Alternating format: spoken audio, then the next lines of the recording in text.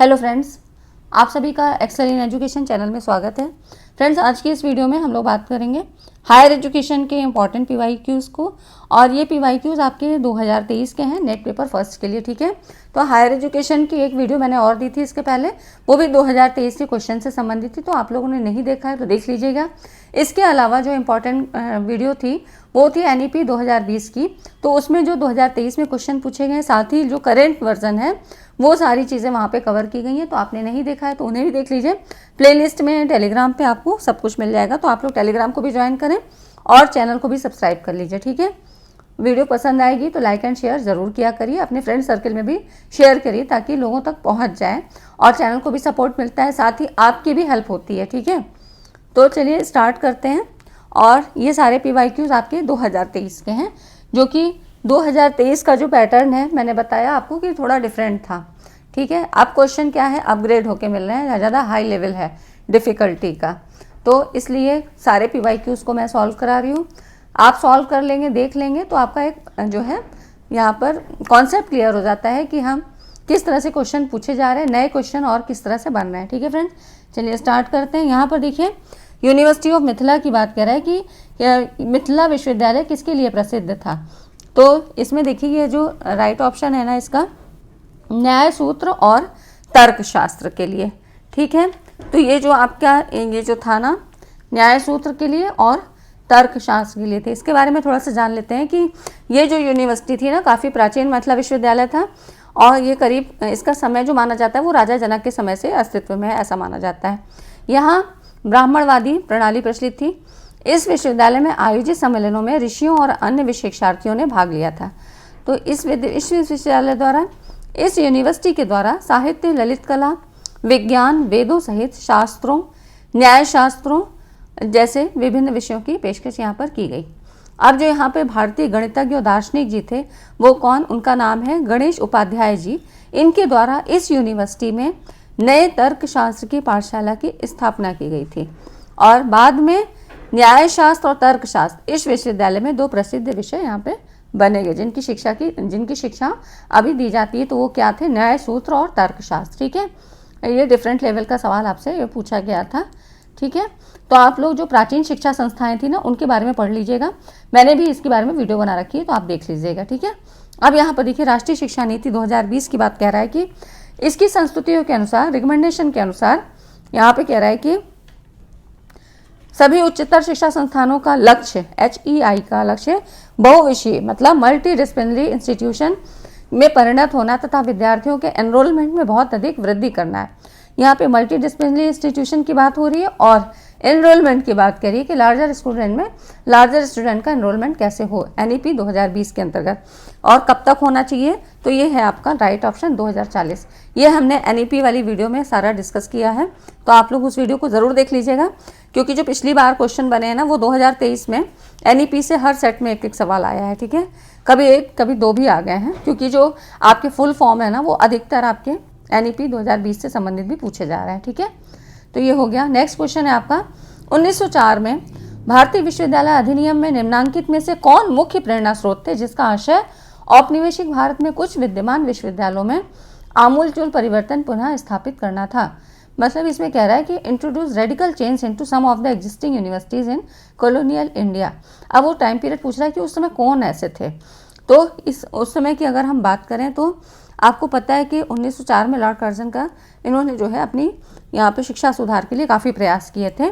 तो इसका जो राइट ऑप्शन है लॉर्ड कर्जन है। ठीक है, इनके बारे में थोड़ा सा जान लेते हैं। जब 19वीं शताब्दी का अंतिम समय था तो यहाँ पे भारतीय राष्ट्रीय आंदोलन अपने मतलब एक्सटेंशन पे था। ठीक है, एक्सट्रीम पोजीशन पे था, अपने चरमोत्कर्ष पे था। इसी समय जनवरी 1898 में भारत के नए गवर्नर जनरल के रूप में लॉर्ड कर्जन ने यहाँ पर प्रवेश किया। वो विद्वान थे, कुशल प्रशासक थे और पाश्चात्य सभ्यता के पोषक थे। उनका अपना ये मत था कि शिक्षा में सुधार करके प्रशासन को चुस्त दुरुस्त बनाया जा सकता है और इसी के लिए उन्होंने भारतीय शिक्षा में सुधार करने का निश्चय लिया। तो इसके लिए उन्होंने सर्वप्रथम शिमला शिक्षा सम्मेलन 1901 प्रारंभ किया। उसके बाद भारतीय विश्वविद्यालय आयोग 1902 गठित किया। ठीक है, इनको नोट कर लीजिए क्या क्या चीज़ें उनके समय में हुई। आयोग की सिफारिशों के अनुरूप भारतीय विश्वविद्यालय अधिनियम 1904 पारित कराया। ठीक है, तो जो भारतीय विश्वविद्यालय अधिनियम की बात कर रहा है 1904 में, तो ये लॉर्ड कर्जन का ही समय था। इसके साथ ही शिक्षा नीति संबंधी सरकारी प्रस्ताव भी 1904 में ही प्रकाशित कराया। तो ये सारी चीज़ें इनके लॉर्ड कर्जन के ही समय में हुई थी। ठीक है, तो यहाँ का जो राइट ऑप्शन होगा 1904 में, तो ये लॉर्ड कर्जन का ही समय पीरियड था। ठीक है, तो ये हो गया आपका। नेक्स्ट है आपको जो भी इनकी मतलब भारतीय ये जो है ना प्राचीन जो मतलब हायर एजुकेशन का जो ओल्ड हिस्ट्री वाला पार्ट है, एंशियंट हिस्ट्री वाला, तो ये बहुत ध्यान से पढ़ना है, क्योंकि जो आयोग और जो इस तरह के सवाल बनते हैं ना समिति और आयोग से संबंधित, वो काफ़ी पूछे जाते हैं। तो इसमें कुछ नहीं करना है, आपको समझना नहीं है, बस खाली याद रखनी है चीज़ों को। ठीक है, तो आपकी मेमोरी पावर को थोड़ा बिल्डअप करना है। ठीक है फ्रेंड्स, तो ये हो जाता है आपका। अब देखिए नेक्स्ट है विश्वविद्यालय अनुदान आयोग का एक क्षेत्रीय केंद्र निम्नलिखित में से किस राज्य में स्थित है। तो आप देखिए ये जो है ये किस राज्य में है, तो इसका राइट ऑप्शन आसाम होगा। ठीक है, अब यहाँ पर देखिए यूजीसी की स्थापना 1956 में हुई थी। ये एक वैधानिक संगठन है जिसे विश्वविद्यालय शिक्षा के मानकों को बनाए रखने के लिए केंद्र सरकार के द्वारा स्थापित किया गया था। मुख्यालय कहाँ है, सभी को पता है, नई दिल्ली में है। और इसके 6 क्षेत्रीय कार्यालय हैं। कहाँ कहाँ पे हैं, पुणे, भोपाल, कलकत्ता, हैदराबाद, गुवाहाटी, असम, ठीक है, बेंगलोर। तो इसी तरह ये कह रहा है किस राज्य में है, तो गुवाहाटी ना असम में है। ठीक है, तो ये आपको पता होने चाहिए कि पुणे है, भोपाल है, कोलकाता, हैदराबाद, गुवाहाटी एंड बेंगलोर। ये याद रखिएगा, ये इस तरह से सवाल कई बार बना है। यूजीसी के जो क्षेत्रीय कार्यालय है ना केंद्र, इनको पूछा गया है। ठीक है, और फ्रेंड्स वीडियो अच्छा लग रहा हो, लगता है कि हेल्पफुल है, तो लाइक ज़रूर किया करिए। आपका लाइक मेरे मोटिवेशन को काफ़ी गुना बढ़ा देता है। और आप ये समझिए कि एक वीडियो बनाने में बहुत मेहनत भी लगती है। पूरे जितने भी आपके सेट थे उनमें से सब में से हायर एजुकेशन के क्वेश्चन निकालना, 2023 के निकालना, ठीक है, वो थोड़ा सा मुश्किल काम होता है। और उसके बाद फिर उससे संबंधित एक्सप्लेनेशन तैयार करना, कॉन्सेप्ट क्लियर करना, ये सारी चीज़ें बहुत मेहनत वाली होती हैं। आप भी अब उसी फील्ड में जा रहे हैं ना, टीचिंग की लाइन में आप जा रहे हैं, प्रोफेसर बनेंगे, तो आपको भी ये सब करना पड़ेगा। इसलिए आप समझ सकते हैं कि बहुत मेहनत होती है। आप लोग लाइक एंड शेयर ज़रूर किया करिए। ठीक है, और सब्सक्राइब भी कर लीजिए। अब देखिए यहाँ पर जो 5वां क्वेश्चन है, वर्ष 1937 में गांधी जी ने एक स्कीम विकसित की थी जो Wardha scheme of basic national education नाम से विख्यात है। वर्धा स्कीम की संस्तुतियों कार्यान्वयन हेतु निम्नांकित में से किसकी अध्यक्षता एक समिति गठित की गई थी। किसकी अध्यक्षता में एक समिति गठित की गई थी, तो ये थी जाकिर हुसैन समिति, इनकी अध्यक्षता में गठित की गई थी। और ये वर्धा योजना से संबंधित थी। ठीक है, वर्धा योजना मतलब उसी के समय बनी थी। तो वर्धा योजना जो थी किससे संबंधित थी, बेसिक एजुकेशन से। और इसके जो अन्य नाम थे वो क्या थे, नई तालीम, बुनियादी तालीम, ये।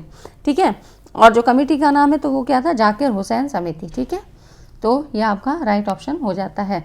बेसिक एजुकेशन आपने सभी ने पढ़ रखा होगा। अब देखिए main objective of the 4th 5 year plan. देखिए पंचवर्षीय योजनाओं से सवाल बहुत बन रहे हैं, है ना। अब तक हमने और भी 3-4 क्वेश्चन देखे, उसमें 8वीं के बारे में पूछा गया था, पहली के बारे में पूछा गया, दूसरी में पूछा गया, अब ये चौथी के बारे में बात हो रही है। तो क्वेश्चन देखिए पंचवर्षीय योजनाओं से बहुत क्वेश्चन बन रहे हैं। तो इसमें कह रहा है कि चतुर्थ पंचवर्षीय योजना का मुख्य उद्देश्य क्या था। तो ये जो इसका जो उद्देश्य था ना, वो आपका था शिक्षा के मानकों में सुधार, improve the standards of education. ठीक है, तो अब यहाँ पर देखिए इसके बारे में थोड़ा सा जान लेते हैं। चतुर्थ पंचवर्षीय योजना जो है ना गॉडगिल मॉडल पे आधारित थी। उस समय जितनी भी पंचवर्षीय योजनाएं थी सबका एक मॉडल निर्धारित था, तो उसके अनुसार ये काम करती थी। इस योजना का उद्देश्य शिक्षा के मानकों में सुधार लाना था। इस योजना काल में श्वेत क्रांति, जिसको दुग्ध क्रांति कहते हैं, है ना, तो यहाँ पे मिल्क रेवोल्यूशन, ऑपरेशन फ्लड की शुरुआत हुई थी इसी के समय में। ठीक है, इसमें कृषि वृद्धि दर सर्वाधिक रही। और इस परियोजना के अन्य उद्देश्य क्या थे, स्थायित्व के साथ साथ विकास तथा आर्थिक आत्मनिर्भरता की प्राप्ति, क्षेत्रीय विषमताओं को दूर करने के उद्देश्य से विकास केंद्र उपागम की शुरुआत, मुद्रास्फीति को नियंत्रित करना, आर्थिक स्थिति में स्थिरता। ठीक है, ये सारी चीज़ें इस तरह, लेकिन फिर भी क्या थी, ये सक्सेस नहीं हुई थी। ठीक है, तो ये कुछ चीज़ें थी जो सेकेंड आपकी पंचवर्षीय योजना से थी। नेक्स्ट है आपका दूसरा क्वेश्चन है, यूजीसी द्वारा उच्चतर अधिगम संस्थानों में प्रारंभ किए गए विद्यार्थी प्रवेश कार्यक्रम SIP जिसको बोल रहा है, स्टूडेंट इंडक्शन प्रोग्राम, इसमें इसके कौन कौन से लक्ष्य थे। तो स्टूडेंट इंडक्शन प्रोग्राम आपको पता होना चाहिए।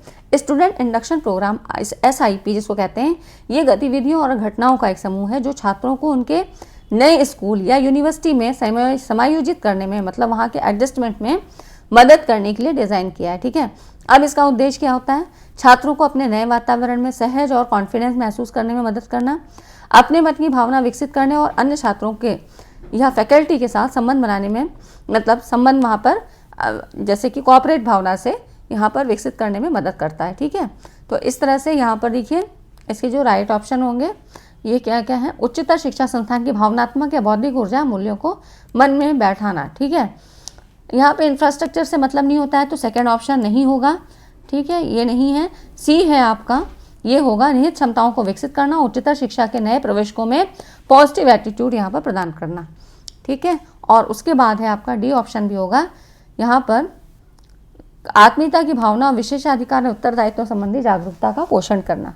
तो ये कुछ ऑप्शन है ये सही होंगे, आपके राइट ऑप्शन है। ठीक है, तो इस तरह से अगर इसके हम तत्वों की बात करें कि जो SIP इंस्ट्रक्शन प्रोग्राम है, मतलब स्टूडेंट इंस्ट्रक्शन प्रोग्राम, इसमें मुख्य तत्व क्या होंगे? मेंटोरिंग होगी, मतलब गाइडेंस एंड सपोर्ट।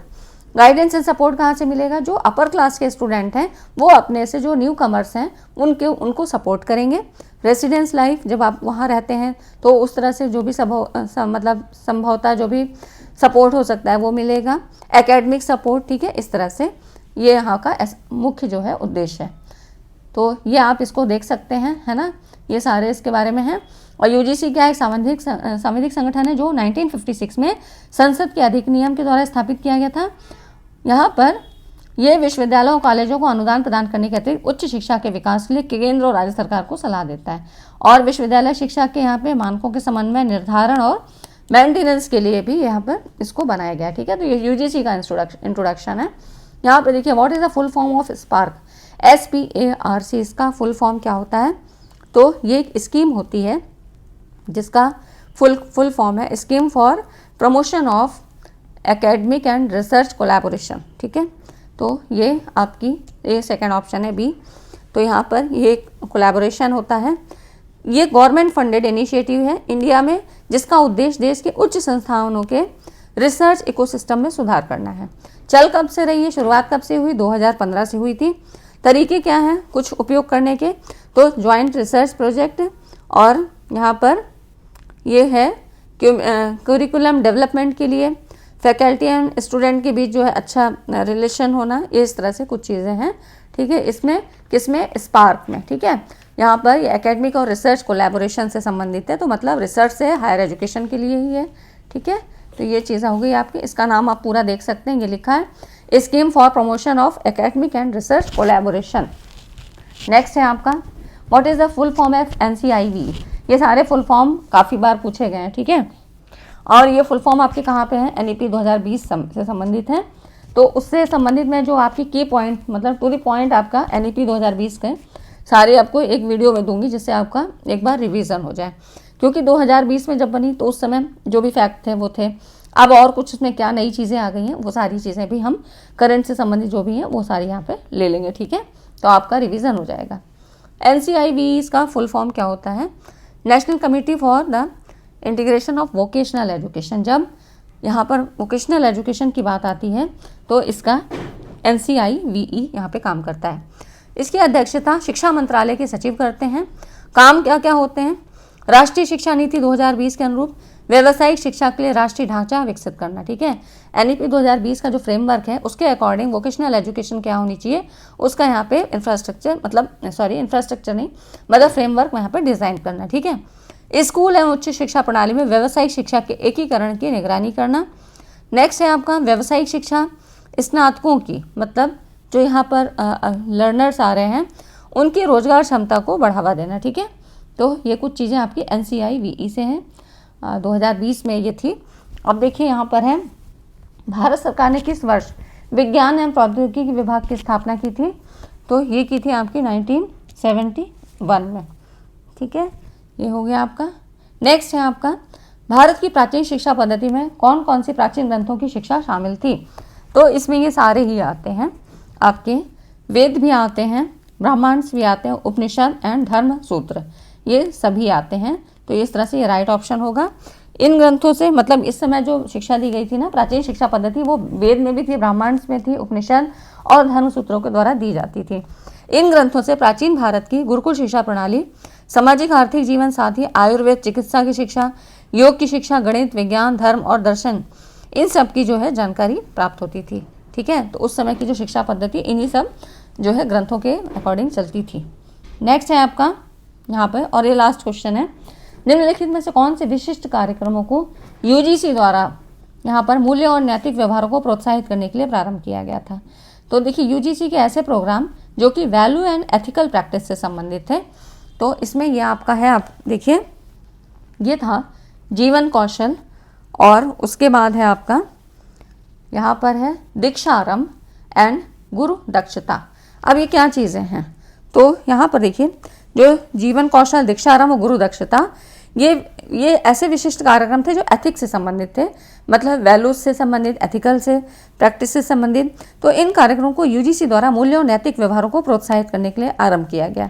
जीवन कौशल उच्चतर शिक्षा संस्थानों में जो हायर एजुकेशन इंस्टीट्यूट हैं, इनमें नामांकित विद्यार्थियों, विशेषकर स्नातक पूर्व स्तर के विद्यार्थियों हेतु प्रारंभ किया है। ठीक है, दीक्षारंभ प्रोग्राम का उद्देश्य नए छात्रों को समायोजित करने में मदद करना है। तो दीक्षारंभ क्या है, एक स्टूडेंट इंडक्शन प्रोग्राम है, यूजीसी के द्वारा चलाया गया है, हायर एजुकेशन के लिए है। ठीक है, टारगेट क्या क्या है, संस्थागत नीतियां एंड प्रोसीजर, तो ठीक है, और दूसरा है एकेडमिक रेगुलेशन एंड रिक्वायरमेंट, तीसरा होता है स्टूडेंट लाइफ एंड सर्विस, चौथा है पर्सनल एंड प्रोफेशनल डेवलपमेंट। इस तरह से कुछ जो है इसके टारगेट हैं जो कि दीक्षारंभ मतलब यूजीसी के द्वारा चलाया गया है, एक स्टूडेंट इंडक्शन प्रोग्राम, SIP जिसको हम बोल सकते हैं। ठीक है, तो ये हो गया आपका। उसके बाद देखिए गुरु दक्षता, इस कार्यक्रम का उद्देश्य शिक्षकों में सीखने से संबंधित दृष्टिकोण विकसित करने के लिए उन्हें जागरूक करना, शिक्षण के लिए नए दृष्टिकोण अपनाना, उच्च शिक्षा में नए जो भी इनोवेशन है उनको अपनाना। ठीक है, तो इस तरह से शिक्षा पद्धति में सुधार करने के लिए ये सारी चीज़ें जो जितनी भी पहल थी ये यूजीसी के द्वारा चलाई गई थी। तो उसमें आप देख लीजिए कि किस तरह से क्वेश्चन बन रहे हैं, पैटर्न क्या है, उसके लिए आपको तैयार होना है। इसीलिए ये सारे PYQs में करवा रही हूँ कि कुछ चीज़ें तो आपको PYQs के माध्यम से ही चीज़ें सॉल्व हो जाती हैं। ठीक है, और क्वेश्चन रिपीट भी होते हैं, आप ये मान के चलिए कि कुछ क्वेश्चन तो रिपीट होते ही होते हैं। तो आप जब PYQs को कर लेते हैं ना, तो आपका बेसिक कॉन्सेप्ट बिल्कुल क्लियर रहता है और एक कॉन्फिडेंट आपका अलग ही रहता है। ठीक है, तो आपने वीडियोज़ नहीं देखी हैं तो देख लीजिए, प्लेलिस्ट में आपको सारी मिल जाएंगी। और वीडियो अच्छी लगी हो, वीडियो सेशन अच्छा लगा है तो प्लीज़ लाइक एंड शेयर ज़रूर कर दिया करिए, चैनल को सब्सक्राइब करिए और टेलीग्राम चैनल को भी ज्वाइन करिए, वहाँ पे भी कंटेंट आपको PDF के फॉर्म में दिया जाएगा। चलिए मिलते हैं अगली वीडियो में। Thanks for watching this video.